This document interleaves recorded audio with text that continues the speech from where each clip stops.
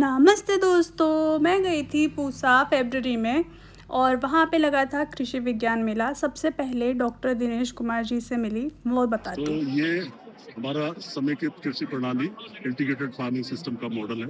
इसमें करते क्या है हम कि इसमें खेती बाड़ी के जो अलग अलग कंपोनेंट होते हैं उनका एक साथ इसमें सम्मेलन करते हैं, सबको सम्मिलित करते हैं। जैसे फसल उत्पादन होता है, पशुपालन होता है, मछली पालन, बत्तख पालन, इसके अलावा पेड़ फ्रूट के ट्रीज लगाते हैं और साथ ही साथ मशरूम प्रोडक्शन ये भी हम करते हैं। इसके अलावा इसमें मेन होता है कि एक एंटरप्राइज के, एक संसाधन के हमारे जो उत्पाद है वो दूसरे के लिए एक तरह के इनपुट बन जाते हैं। जैसे मान लीजिए मछली तालाब में है, ऊपर से हमारे बत्तख है, बत्तख को हम पालते हैं तो बत्तख की जो बीट होती है वो मछली के खाने के काम में आ जाती है, यानी उसका उत्पाद वो दूसरे के लिए इनपुट बन जाता है। तो ये सस्टेनेबल सिस्टम है। साथ साथ इसमें हम फसलों को भी उगाते हैं। खेती बाड़ी की फसलें होती है जिनमें हम ICM करते हैं, इंटीग्रेटेड क्रॉप मैनेजमेंट, जिसमें हम जो भी हमारे इंटीग्रेटेड अप्रोचेस हैं, समेकित कीट प्रबंधन, समेकित रोग प्रबंधन, इसके अलावा समेकित पोषक तत्व प्रबंधन, फसल चक्र, ये सब हम अपनाते हैं। इससे होता क्या है कि जो केमिकल्स हैं, जो रसायन है, जो फर्टिलाइजर्स है, उनका बहुत कम उपयोग इसमें होता है। ये कम उपयोग होने से हमारा पर्यावरण सुरक्षित होता है, किसानों की लागत कम आती है, मिट्टी का स्वास्थ्य बढ़ता है, पर्यावरण बेहतर होता है। तो कुल मिला के किसानों की आमदनी बढ़ती है और इससे हमारी खेती में टिकाऊपन लगातार बना रहता है। तो ये थे डॉक्टर दिनेश कुमार। इन्होंने इंटीग्रेटेड क्रॉप मैनेजमेंट का जो मॉडल है वो सिखाया मुझे, और ये ही वहाँ पे कॉन्फ्रेंस हो रही थी, उसको प्रिसाइड कर रहे थे। काफ़ी हेल्प करी सर ने। और यहाँ पे मुझे दिखाई दे रही हैं जो वीड्स हम उगाते हैं घर में, मतलब उगाते नहीं, उगाती हैं, उन्हीं को दिखा रखा था। अब वो मुझे समझ नहीं आया, और इतनी भीड़ थी, इतने सारी चीज़ें थी, देख देख कर भी ऐसे आश्चर्य हो रहा था। तो ये सब लोग यहाँ पे बहुत सारी चीज़ें सिखा रहे थे। अलग अलग खाद के साथ एक्सपेरिमेंट्स, अलग अलग तरह के एक्सपेरिमेंट्स, एग्रीकल्चर रिलेटेड। गार्डनिंग तो खैर नहीं कह सकती हूँ मैं, बेसिकली फार्मिंग रिलेटेड ही थी, बट वो देख के मुझे इतनी खुशी हो रही थी कि इतने सारे लोग इतने सारी चीज़ों पे काम करते हैं, और हमें कौन सी खाद डालनी चाहिए, नहीं डालनी चाहिए, ये भी काफ़ी चीज़ें सिखा रहे थे। बहुत सब अच्छे से बता रहे थे। इससे किसान हेल्थ कार्ड बनता है, वो सॉइल हेल्थ कार्ड निकल जाएगा। इसको खुद ही टेस्ट कर लेंगे, कर सकते हैं। प्रोटीन तो पैरामीटर ये हो अपने आप किसान कर सकता है। हाँ, किसान इसे 2 दिन की कंपनी से परचेज करेगा तो 2 दिन की ट्रेनिंग मिलेगी। अच्छा, तो आप ये कंपनी से हैं कि आप पूसा से हैं? मैं पूछा था, ये IRI दवा डेवलप किया गया है। ओके, तो ये इसमें क्या होता है? प्रोटीन पैरामीटर हो जाता है। ECPS, glycopyramide, different paramide, sulphur, calcium, zinc, iron, copper, manganese, boron, ये सबका मिल जाएगा जी इसके अंदर हो जाता है। फिर कंप्यूटर से कनेक्ट करके वो सॉइल हेल्थ कार्ड निकालता है।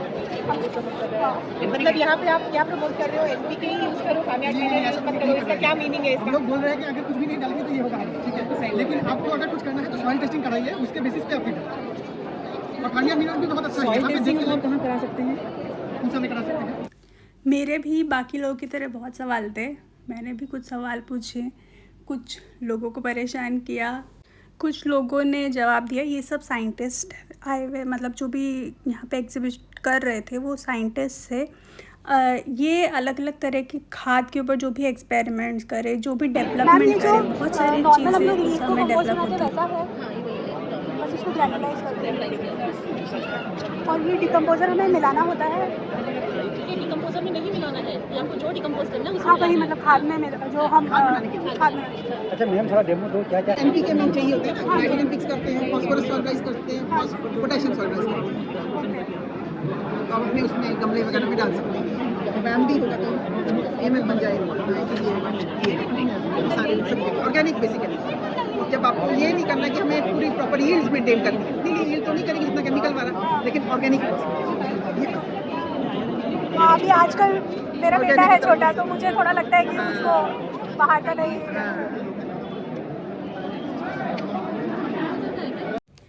कुछ खाद, कुछ नई तकनीक, कुछ पुरानी तकनीकों को नए तरह से इन्वेंट किया हुआ है। ये हाइड्रोपोनिक्स है, और इसको कोई ये लोग समझा रहे थे और लगा के भी देते हैं। मिट्टी के है, इसको हम हाइड्रोपोनिक्स कहते हैं। हाइड्रो का मतलब पानी हुआ। इसमें 100 लीटर की नीचे टंकी आती है, उसमें ज़रूरी खाद मिला देते हैं, वाटर सोल्यूबल खाद मिला देते हैं।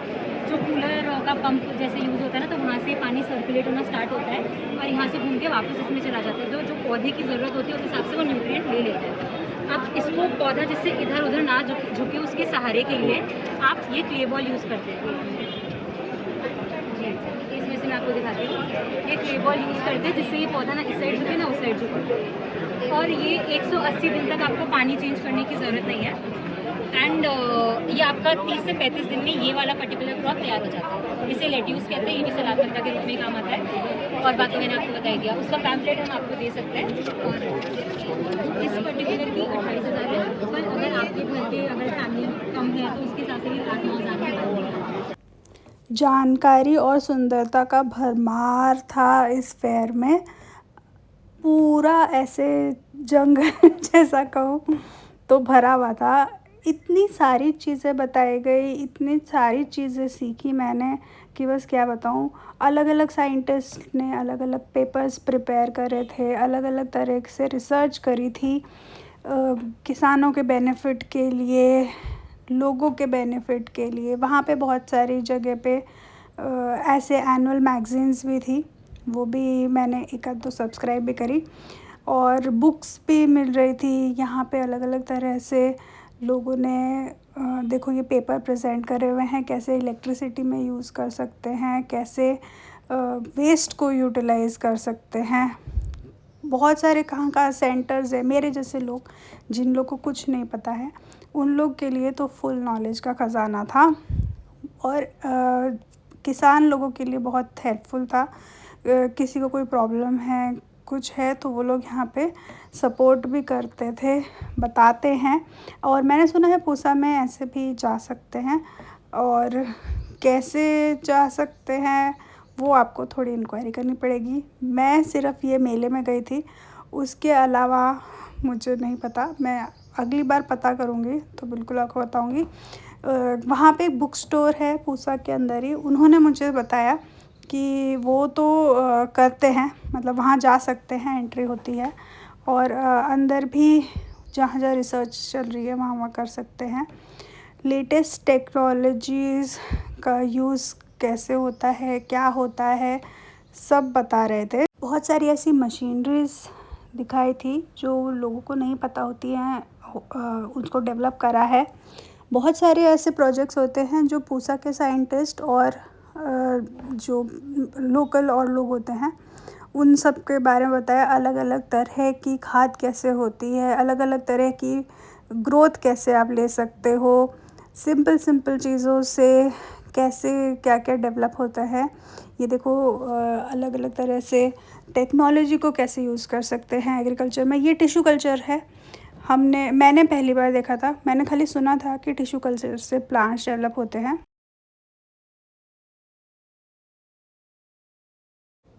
और ये है एयर प्योरीफायर, एल्गी का यूज़ करके एयर प्योरीफायर बनाया है। भाई क्या माइंड ब्लोइंग तरीका है।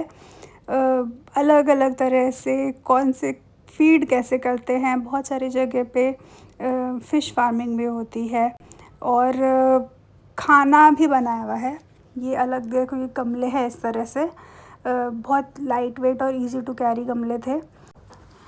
ऐसी जानकारी जैसे ये मशरूम की खेती के ऊपर मशरूम से क्या क्या एक्सट्रैक्ट निकाल सकते हैं, ऐसे अलग अलग चीज़ों के बारे में भरी पड़ी थी। मैं शायद 2 या 3 घंटे के लिए थी, पर वो मुझे बहुत कम लगा। पूरा दिन लगा के यहाँ पे अच्छे से सब समझ के जाओ। एक एक स्टॉल पे इतनी सारी इंफॉर्मेशन है, इतना कुछ है। देखिए खादी का भी यहाँ पे है, बहुत कुछ है, बहुत कुछ। जो भी बाय प्रोडक्ट्स निकलते हैं उसको कैसे यूटिलाइज़ कर सकते हैं ताकि वेस्ट कम प्रोड्यूस हो। करियर का गाइडेंस भी काफ़ी जगह पे लोग दे रहे थे। बहुत कुछ मैंने सीखा, बहुत कुछ बात करने से पता चला कि अच्छा ऐसा भी होता है। और आजकल सॉइल हेल्थ कार्ड के बारे में काफ़ी पता चला कि वो बनना चाहिए। जो किसान हैं वो परेशान होते हैं किस तरह की फसल उगाएं, किस तरह से लोगों के लिए कौन सी फसल उगनी चाहिए, उसमें क्या फर्टिलाइज़र होना चाहिए। तो वो सॉइल की टेस्टिंग होती है, जिसको सॉइल लैब के सॉइल हेल्थ कार्ड बोलते हैं। और ये था सब्जियां थी, इतनी बड़ी बड़ी सब्जियां उन लोगों ने उगा रखी थी।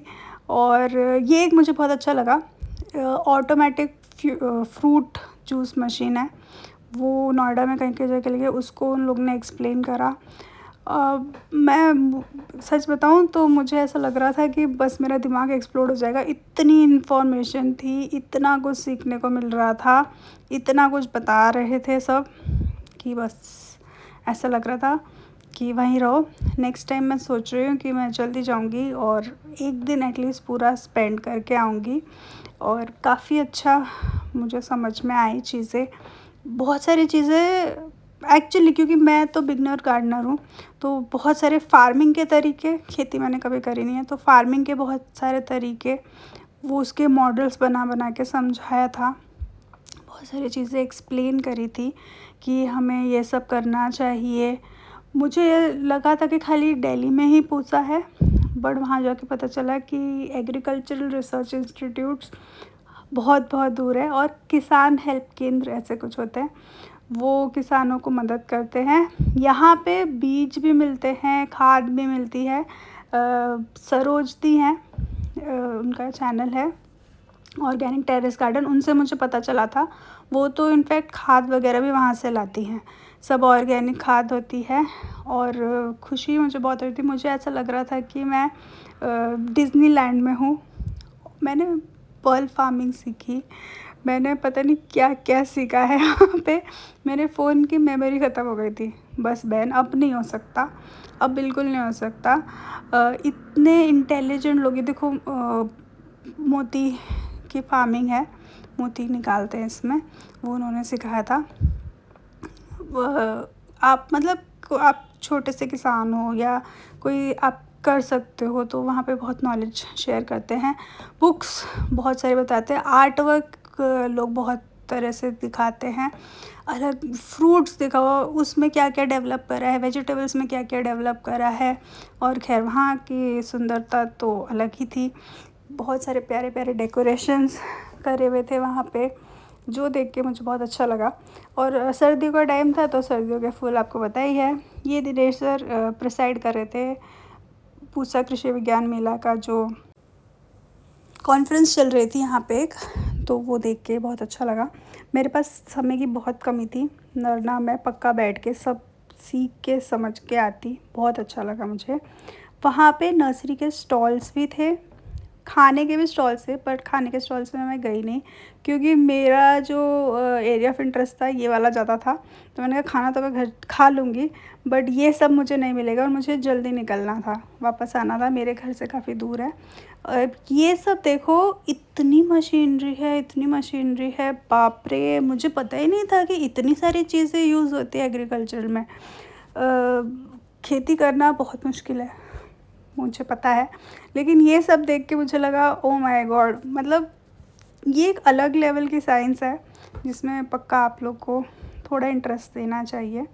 कि हमारे बेचारे किसान, बीइंग इंडिया में 70% से ज़्यादा हमारी एग्रीकल्चर बेस्ड इकोनॉमी है, तो वहाँ पे क्या क्या हो रहा है, क्या क्या कर सकते हो, वो सब आपको जानना चाहिए। ये एक मुझे बहुत अच्छा लगा, पानी देने का, ऐसे पंप में बाल्टी से, बहुत सारे लोग हैं, जैसे मेरे पास भी काफ़ी प्रॉब्लम होती है कि पाइप नहीं लगा सकते और आपको स्प्रे करना है, तो ये एक बहुत अच्छा था, बट मैं अनफॉर्चुनेटली ले नहीं पाई।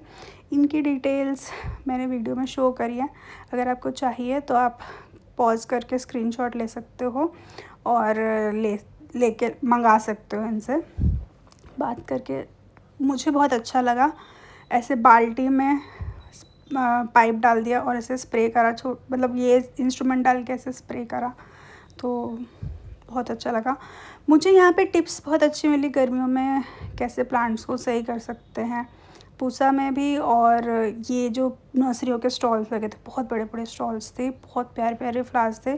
कुछ प्लांट्स में ख़रीद के लाई, कुछ नहीं चल पाए, कुछ चल गए, खैर वो एक अलग पॉइंट हो गया, बट था बहुत सुंदर। ये फरवरी में हो रहा था, तो मैंने मैंने कोशिश करी कि मैं इन फूलों में ना बहकूँ और फूलों को ना लूँ। बहुत इच्छा होती है ऐसे ये फूलों के पौधे देख के, लेकिन क्या करें, ज़िंदगी ऐसी आगे बढ़ती है। ये वाली बेल काफ़ी चल रही थी पर मुझे नहीं लेनी थी।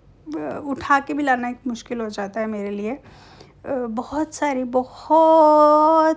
प्लांट्स थे, बहुत सारी चीज़ें थी और यहाँ पे किसानों के लिए एक बीज देने के लिए भी उन लोगों ने स्टॉल लगाया था। बहुत सस्ते दामों में लगा रहे थे और ये एक फ्लावर शो बनाया था, बहुत प्यारे जिराफ। मतलब मैं तो देख के ऐसे खुश हो गई, यार ये देखो क्या सुंदर सुंदर एनिमल्स बनाए हैं। खेत का भी पार्ट था, मतलब वहाँ जाके तो मुझे एक हवा ही चेंज हो गया ऐसा लग रहा था। पूसा के अंदर जाके लग ही नहीं रहा था कि आप दिल्ली में हो, ऐसे फ्रेश फीलिंग आ रही थी। इतना अच्छा लग रहा था कि बस क्या बताया जाए। ये देखो मैं बता रही थी ना आपको कि बीज वितरण केंद्र से बना रखा था, बीज दे रहे थे किसानों को। तो वहाँ मैंने सोचा कुछ बीज लूँ, लेकिन वो किलो किलो के हिसाब से दे रहे थे। तो मैंने कहा मेरा तो छोटे छोटे गमले हैं, ये लोग तो खेत है बड़े बड़े, इनको लेंगे बट मैं क्या करूँगी। तो इसलिए मैं खाली देख के आ गई। फ्यूचर में कभी कोशिश ज़रूर करूँगी वहाँ जाके, क्योंकि मैंने सुना है वहाँ पे पूरा सब सेटअप है। तो ऑल्दो मेरे लिए बहुत दूर पड़ता है, लेकिन कोशिश करूँगी। आपको वीडियो कैसी लगी, लाइक शेयर सब्सक्राइब।